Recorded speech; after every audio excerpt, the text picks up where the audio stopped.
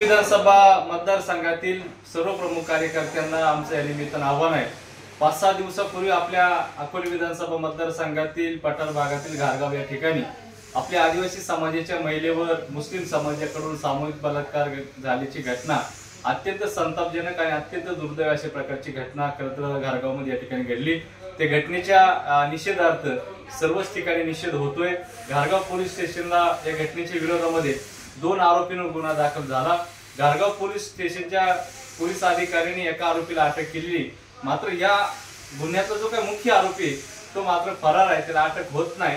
आणि म्हणून माझी सर्व प्रमुख कार्यकर्त्यांना विनंती आहे, विशेष करून पठार भागातील आपल्याला जोडलेली जी लोक आहेत, राजकीय सामाजिक क्षेत्रामध्ये 10-12 वर्षामध्ये जी लोक आपल्याला सार्वजनिक जीवनामध्ये जोडली गेलेली, माझी सर्वांना विनंती की हा आरोपी फरार आहे, इतकं मोठं कृत्य करून देखील सुद्धा याला अटक केलेली नाही। म्हणून उद्या सकाळी 10 वाजता घारगाव या ठिकाणी सकल हिंदू समाजाच्या वतीनं आणि सकल आदिवासी समाजाच्या वतीनं प्रचंड मोठा जन आक्रोश मोर्चा आपण त्या ठिकाणी आयोजन केलेलं आहे।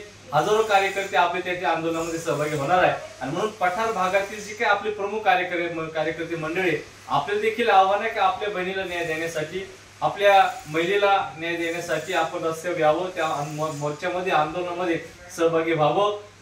कोणत्याही परिस्थितीमध्ये हा आरोपी मोकाट फिरता कामा नये। त्याने जे काही कृत्य केले ते अत्यंत निंदनीय आहे, संतापजनक आहे। आपण कोणीही ते सहन करता कामा नये, आपण कोणी ते सहन करणार नाही। त्याने आपल्या एका महिलेच्या याच्यावर हात टाकलेला आहे, ती आपल्याला अजिबात ती गोष्ट आपण सहन करणार नाही।